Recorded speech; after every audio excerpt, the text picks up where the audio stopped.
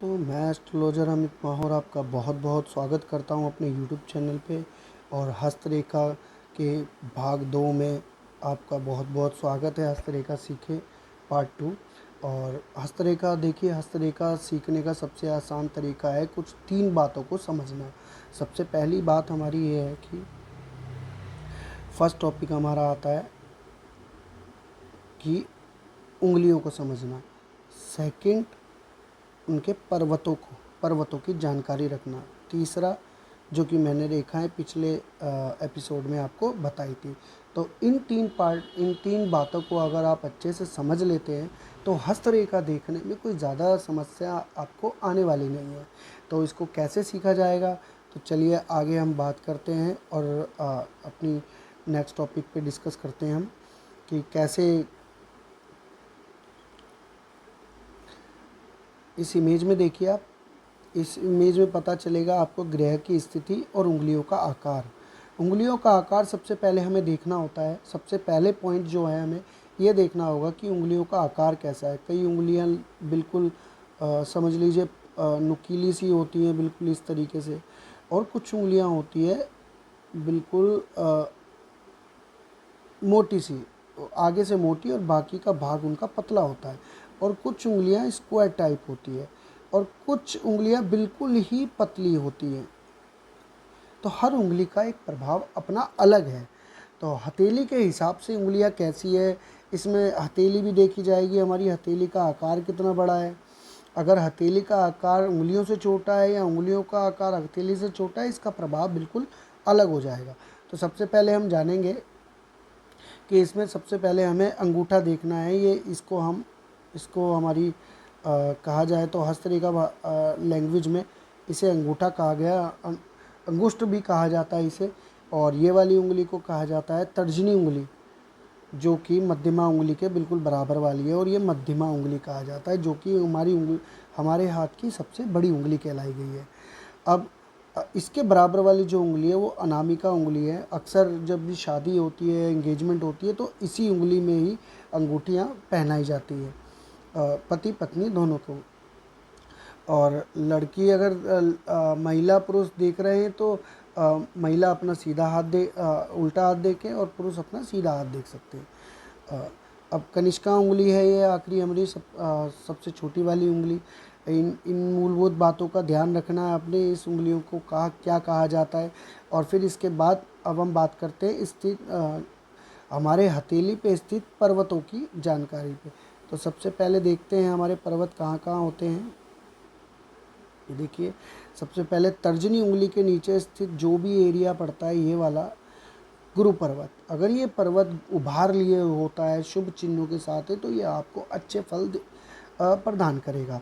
अब बिल्कुल इसके बराबर में जो स्थान है मध्यमा उंगली के नीचे, ये वाला स्थान बिल्कुल शनि पर्वत का आता है। शनि पर्वत का कहा जाता है कि गुरु पर्वत से थोड़ा सा नीचे होना ज़रूरी है। अधिक नीचे होगा तो वो नुकसान देगा, और थोड़ा सा नीचे झुका हुआ होगा तो वो फ़ायदा देगा आपको।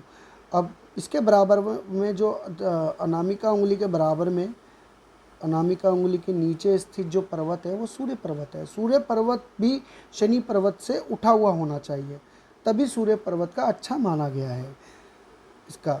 और सूर्य पर्वत और गुरु पर्वत से शनि पर्वत को नीचे होना बहुत ज़रूरी है। हथेली की ये एक पहचान है, समझ लीजिए। उसमें इन तीनों ग्रह का आपको अच्छा फल मिलेगा। फिर अब कनिष्का उंगली के नीचे जो इस पर्वत स्थित है वो है बुध पर्वत। बुध पर्वत से व्यापार वगैरह देखा जाता है, व्यक्ति की बुद्धि कैसी होगी और कैसे उनका व्यापार कैसे चलेगा, ये सब देखा जाता है। बुध पर्वत के जस्ट बिल्कुल नीचे उच्च मंगल की स्थिति होती है, उच्च मंगल पर्वत की। तो उच्च मंगल पर्वत अगर अच्छा होता है तो आप एक उच्च पद पे विराजमान होते हैं। खिलाड़ी या मेरी पिछली कई वीडियो में मैंने आपको बताया कि सेना के अध्यक्ष हो सकता है। निम्न मंगल का होना पर्वत का यहाँ पर होता है, गुरु पर्वत के बिल्कुल नीचे। और निम्न पर्वत से हम पता लगाते हैं कि व्यक्ति की स्थिति, बल स्थिति, साहस और इसके अंदर सहनशीलता, विनम्रता कैसी है, ये पता लगाया जा सकता है। और हथेली के बिल्कुल बीचों बीच उच्च मंगल और निम्न मंगल के बिल्कुल बीचों बीच स्थित होता है राहु पर्वत। जो कि हमारी हथेली के बिल्कुल बीचों बीच थोड़ा सा झुका हुआ होता है, और इस हथेली के बीच के हिस्से को हल्का सा झुका होना बहुत ज़रूरी है। और आज के समय में राहु पर्वत का अच्छा होना भी बहुत ज़रूरी है। एक अच्छे शुभ चिन्ह हो तो समझिए व्यक्ति को आसमान तक, करोड़पति तक या अरबपति तक बनाने में राहु ग्रह का बहुत बड़ा योगदान माना गया है। अब उच्च मंगल के नीचे बिल्कुल देखा जाए तो चंद्र पर्वत की स्थिति है। चंद्र पर्वत से हम विदेश यात्रा देख सकते हैं, मानसिक स्थिति देख सकते हैं अपनी, और शादी के बाद का हमारा जीवन। अब इसके बिल्कुल बराबर में चंद्र पर्वत और शुक्र पर्वत के बिल्कुल बीच में केतु पर्वत है। यह हमारी आध्यात्मता को दर्शाता है, हमारी लॉयल्टी को, हमारी डीप थिंकिंग को दर्शाता है, और हमारे बड़े बुज़ुर्गों का प्यार कितना मिलेगा हमें, आशीर्वाद कितना मिलेगा वो दर्शाता है। और अंगूठे के साथ वाले हिस्से को शुक्र पर्वत कहा जाता है। ये हिस्सा शुक्र पर्वत का है, जो कि हथेली में सबसे बड़े दो पर्वत हैं, शुक्र पर्वत और चंद्र पर्वत। इनको सबसे ज़्यादा घेर मिला हुआ है। इसके बारे में मैं आपको डिटेल में आगे समझाऊंगा कि शुक्र पर्वत का और चंद्र पर्वत का इतना घेराव क्यों है। तो ये जो पर्वत है मैंने आपको बताया, ये ग्रहों की स्थिति है। जैसे हमारी कुंडली में ग्रहों की स्थिति होती है, उसी प्रकार हमारी हथेली पर भी ग्रहों की स्थिति होती है। और ये इसमें देखा जाता है, आपको ध्यान रखना है इस बातों का। सबसे पहले आपको उंगलियां देखनी है, फिर उस पर बनने वाली ये रेखाओं के बारे में जो मैंने आपको बताया था अभी, जैसे ये रेखाएं बताई थी मैंने पिछले एपिसोड में, जीवन रेखा, मस्तिष्क रेखा, हृदय रेखा, भाग्य रेखा, और ये विवाह रेखा, संतान रेखा।